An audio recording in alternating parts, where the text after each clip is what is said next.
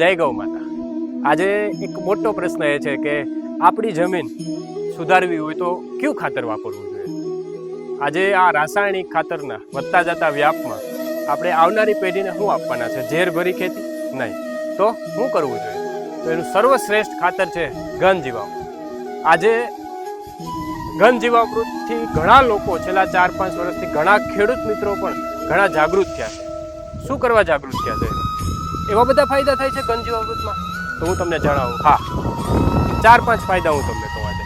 ઘન જીવામૃતથી મોટા ફાયદા થાય। એક તો તમારી જમીનને ફળદ્રુપ બનાવવાનું કામ કરે છે। જમીનમાં રહેલા કાર્બન, નાઇટ્રોજન, ફોસ્ફરસ જેવા તત્વો જમીનમાં છે જ, પણ એને વધુ ઉપર લઈ આવવાની જો કોઈ સક્રિય બનાવતું હોય તો એ છે ઘન જીવામૃત। બીજી વાત, આજે અળસિયા હર કોઈ જમીનમાં છે, તમે અમારી જમીનમાં છે, તમારી જમીનમાં છે, દરેકની જમીનમાં અળસિયાનું પ્રમાણ છે જ, પણ એને વધારે સક્રિય બનાવવાનું કામ કોણ કરે? ઘન જીવામૃત। ત્રીજી વાત, આજે આ વધતા જતા વ્યાપમાં ઘણી ખેતીઓ ખર્ચાળ બની ગઈ છે।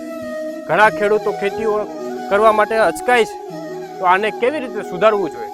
તો આવા ઘન જીવામૃતથી પર્યાવરણને ફાયદો થાય, ખેડૂતને ફાયદો થાય, ઓછા ખર્ચે ખેતી થાય અને પર્યાવરણને ફાયદો થાય, આવનારી પેઢીને આપણે સારી વસ્તુ આપી શકીએ, એના માટે સર્વશ્રેષ્ઠ ખાતર એટલે ઘન જીવામૃત।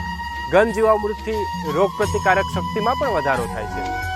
ઘન જીવામૃત આપણે આપણા ખેતરમાં નાખીએ તો તંતુમૂળનો વિકાસ થાય, એનાથી ઝાડ સારું રહે, ફાલ આવે અને રોગ પ્રતિકારક શક્તિ એનાથી વધતી જોવા મળે છે। બીજી વસ્તુ, ઘન જીવામૃત નાખવાથી આપનું જમીનનું બંધારણ સરળ અને શ્રેષ્ઠ રહે।